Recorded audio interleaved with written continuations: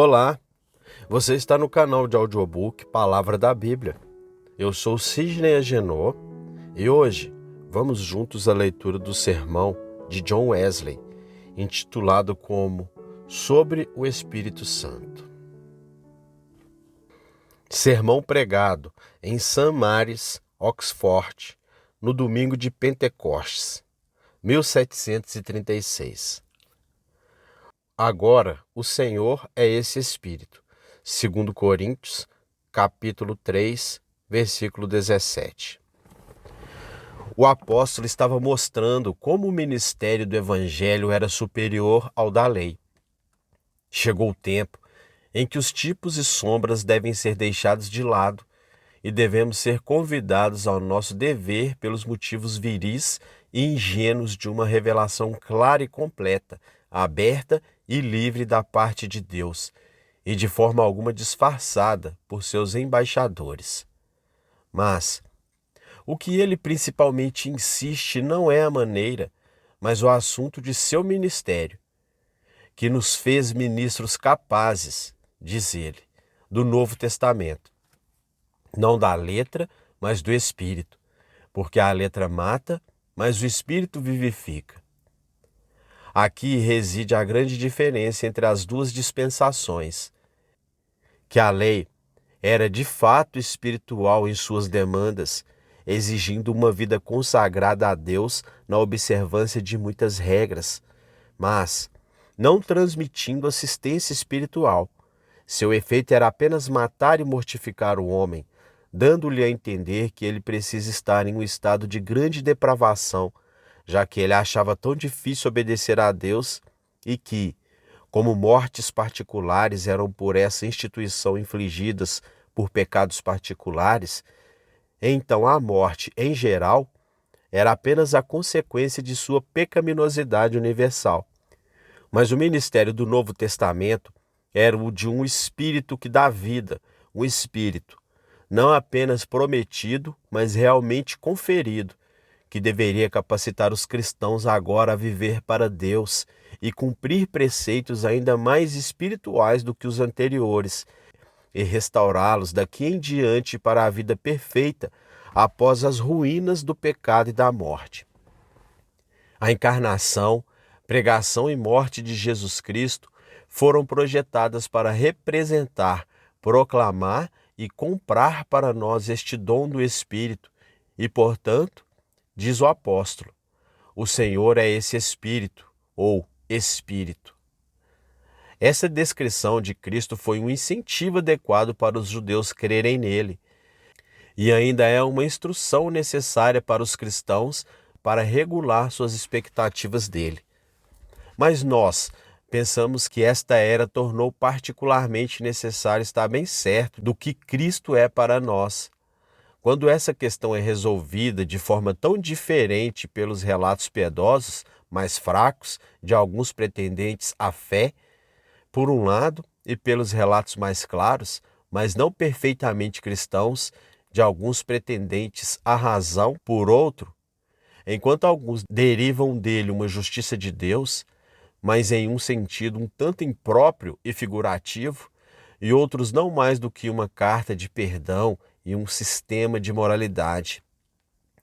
Enquanto alguns interpretam o Evangelho de modo a colocar a santidade pela qual serão salvos em algo divino, mas exterior a si mesmos, e outros de modo a colocá-la em coisas realmente dentro de si mesmos, mas não mais do que humanas. Agora, a cura adequada para a indistinção que existe de um lado e a infidelidade do outro parece estar contida na doutrina do meu texto. O Senhor é esse Espírito. Ao tratar dessas palavras, considerarei, primeiro, a natureza de nossa queda em Adão, pela qual aparecerá que o Senhor, se não fosse aquele Espírito, não se poderia dizer que ele nos salvou ou redimiu de nossa condição caída. Segundo, considerarei a pessoa de Jesus Cristo, pela qual aparecerá que o Senhor é aquele Espírito. E terceiro, investigarei a natureza e as operações do Espírito Santo conforme concedida aos cristãos. Primeiro, devo considerar a natureza de nossa queda em Adão. Nossos primeiros pais desfrutaram da presença do Espírito Santo, pois foram criados à imagem e semelhança de Deus, que não era outro senão seu Espírito. Por isso, ele se comunica com suas criaturas e somente por isso elas podem ter qualquer semelhança com ele. É, de fato, sua vida nelas, e tão propriamente divina, que sobre esse fundamento, anjos e homens regenerados são chamados de seus filhos. Mas quando o homem não quis ser guiado pelo Espírito Santo, ele o deixou. Quando ele queria ser sábio em seu próprio caminho e em sua própria força, e não dependia em simplicidade de seu Pai Celestial, a semente de uma vida superior era retirada dele, pois ele não era mais apto a ser formado em uma condição celestial, quando ele tinha um desejo tão indigno por, ou melhor, dependência de um fruto terrestre que ele sabia que Deus não o abençoaria. Não era mais apto a receber socorros sobrenaturais, quando ele não podia se conectar com o seu estado feliz em relação a Deus, sem um exame excessivamente curioso sobre ele. Então ele se viu abandonado por Deus e deixado da pobreza, fraqueza e miséria de sua própria natureza. Ele era agora um mero animal, como outras criaturas feitas de carne e sangue, mas apenas possuidor de um entendimento maior, por meio do qual ele deveria ser levado a absurdos maiores do que eles poderiam ser culpados, ou então ser sensibilizado de sua felicidade perdida e colocado no curso certo para recuperá-la. Isto é, se ele continuasse um apóstata descuidado. Ele deveria amar e admirar os bens deste mundo, a felicidade adequada apenas dos animais, e para recomendá-los e dissimular seus defeitos, adicionar todos os ornamentos a eles que sua inteligência superior pudesse inventar. Ou então, o que está de fato mais acima dos brutos, mas não mais próximo da perfeição do homem como um participante de Deus do que do outro. Ele deveria enquadrar um novo mundo para si mesmo em teoria, às vezes por imaginações calorosas e às vezes por raciocínios frios, esforçar-se para engrandecer sua condição e defender sua prática, ou pelo menos desviar-se de sentir sua própria mesquinharia e desordem. Se por outro lado ele estivesse disposto a descobrir as misérias de sua queda, seu entendimento poderia lhe fornecer razões para o luto constante, para desprezar e negar a si mesmo. Poderia apontar os tristes efeitos de se afastar de Deus e perder seu espírito, na vergonha e angústia de uma natureza em desacordo consigo mesmo, sedento de imoralidade e ainda sujeita à morte, aprovando a retidão e ainda tendo prazer em coisas inconsistentes com ela, sentindo uma imensa falta de algo para aperfeiçoar e satisfazer todas as suas faculdades, e ainda assim não sendo capaz de saber o que é essa coisa poderosa, a não ser por seus defeitos presentes, nem como alcançá-la, a não ser indo contra suas inclinações presentes. Bem, poderia Adão agora se encontrar nu? Nada menos que Deus se afastará dele. Até então, ele não havia experimentado nada além da bondade e doçura de Deus. Uma vida celestial se espalhava por todo o seu corpo, como se ele fosse feito de pó. Sua mente estava cheia de sabedoria angelical. Uma direção do alto o tomou pela mão. Ele andava e pensava corretamente, e parecia não ser uma criança ou novato em coisas divinas. Mas agora ele tinha outras coisas para experimentar, algo em sua alma que ele não encontrou, nem precisava temer, enquanto ele era levado direto para a frente pelo suave vendaval da graça divina, algo em seu corpo que ele não podia ver nem reclamar, enquanto aquele corpo estava coberto de glória. Ele sente ali um desprezo próprio, turbulência e confusão, como é comum em outros espíritos que perderam Deus. Ele vê aqui causas de vergonha presentes e uma dissolução futura, e um forte engajamento àquela vida rastejante que é comum a animais que nunca desfrutaram da natureza divina. O caráter geral, portanto, do estado atual do homem é a morte, uma morte de Deus, pela qual não mais desfrutamos de qualquer relação com Ele ou felicidade nele, não mais brilhamos com sua glória ou agimos com seus poderes. É verdade, enquanto temos um ser, nele devemos viver e nos mover e ter nosso ser. Mas isso nós fazemos agora, não de uma forma filial, mas apenas de uma forma servil, pois todos, até mesmo as criaturas mais humildes, existem nele. Uma coisa é receber de Deus uma habilidade de andar e falar, comer e digerir, ser sustentado por sua mão como uma parte desta criação terrena e nos mesmos termos com ela para mais julgamentos ou vingança. E outra, receber dele uma vida que é sua própria semelhança, ter dentro de nós algo que não é desta criação e que é nutrido por sua própria palavra e poder imediatos. No entanto, isso não é tudo o que está implícito no pecado do homem, pois ele não apenas se inclinou a toda a estupidez do apetite e a todo o orgulho da razão, mas caiu sob a tutela do maligno, que poderosamente o promove em ambos. O estado em que ele foi colocado, a princípio, era um estado da mais simples sujeição a Deus, e isso o autorizava a beber de seu espírito.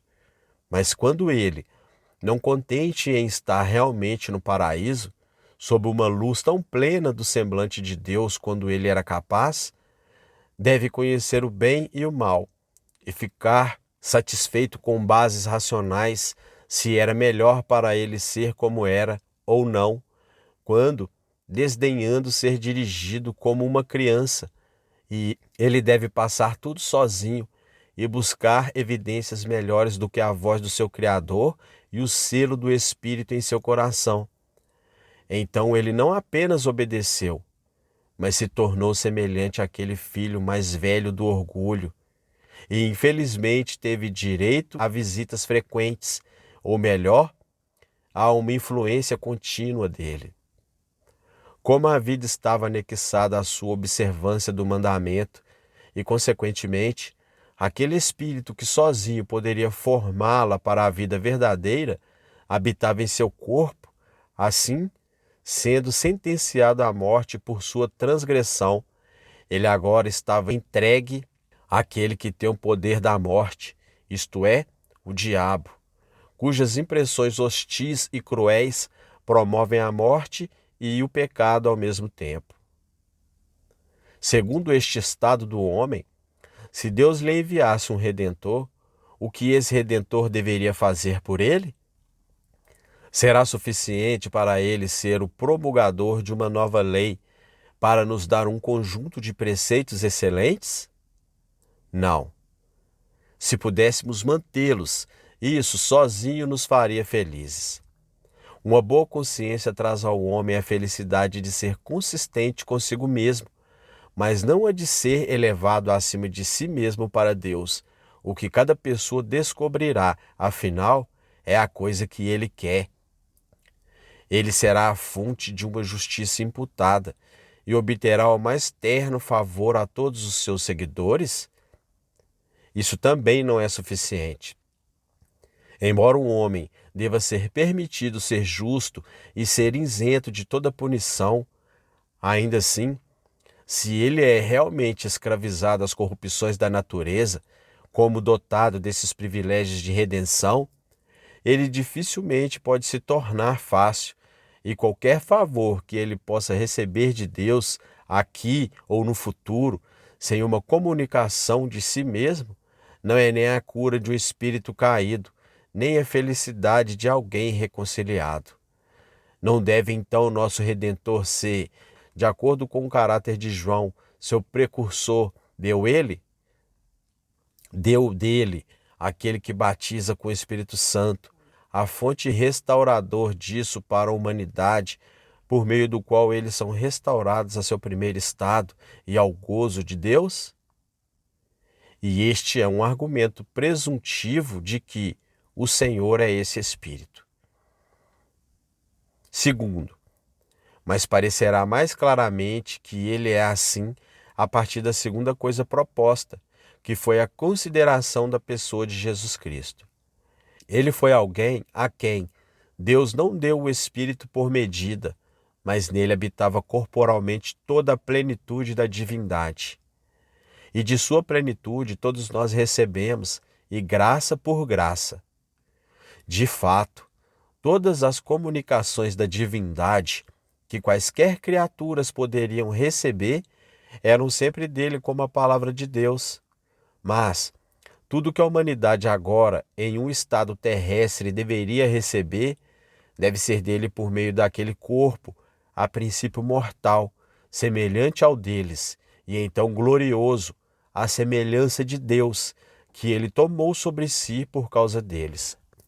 No princípio, a palavra celestial, sendo um espírito que saiu do Pai, e a palavra de seu poder, fez do homem uma imagem de imortalidade, de acordo com a semelhança do Pai. Mas aquele que havia sido feito à imagem de Deus, depois se tornou mortal, quando o Espírito mais poderoso foi separado dele.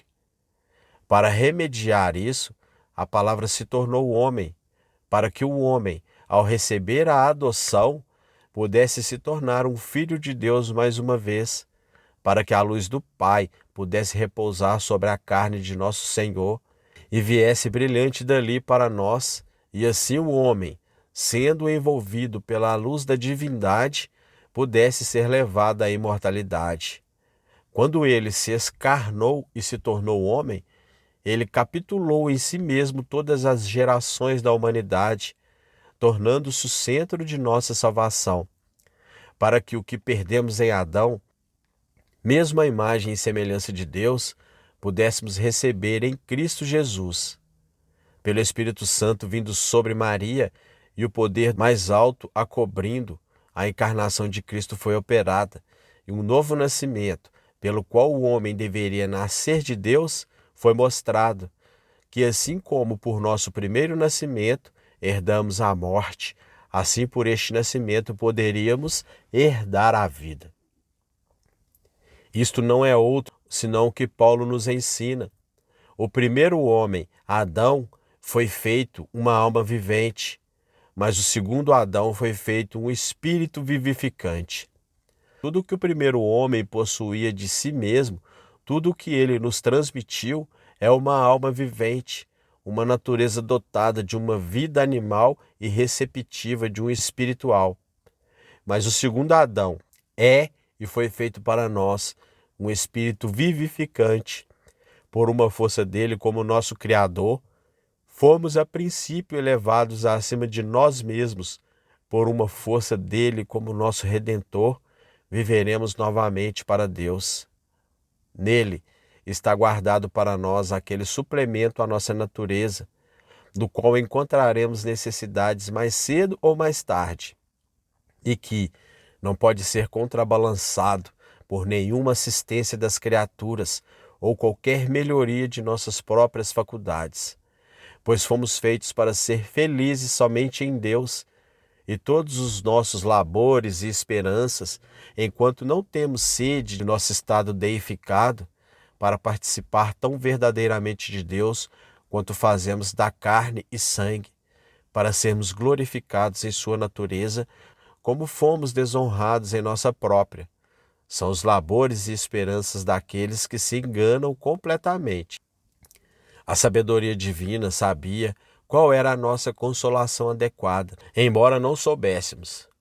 O que se apresenta mais obviamente no Salvador do mundo do que uma união do homem com Deus? Uma união acompanhada de toda a propriedade de comportamento a que somos chamados como candidatos do Espírito, como andar com Deus em simplicidade de coração, perfeita autorrenúncia e uma vida de sofrimentos. Uma união que se submeteu aos estágios necessários do nosso progresso, onde a vida divina estava escondida, na maior parte, no segredo da alma até a morte, no estado de separação, confortava a alma, mas não a elevava acima da região intermediária do paraíso. Na ressurreição, vestiu o corpo com qualidades celestiais e os poderes da imortalidade, e finalmente o elevava à presença imediata e à mão direita do Pai. Cristo não é apenas Deus acima de nós, o que pode nos manter em reverência, mas não pode salvar, mas Ele é Emanuel, Deus conosco e em nós. Como Ele é o Filho de Deus, Deus deve estar onde Ele está, e como Ele é o Filho do homem, Ele estará com a humanidade. A consequência disso é que, na era futura, o tabernáculo de Deus estará com os homens, e Ele lhes mostrará sua glória. E no presente, Ele habitará em seus corações pela fé em seu Filho. Espero que fique suficientemente claro que o Senhor é esse Espírito, considerando o que somos e o que fomos. Nada menos do que receber esse Espírito novamente seria redenção para nós. E considerando quem era essa pessoa celestial que foi enviada para ser nosso Redentor, não podemos esperar nada menos dele.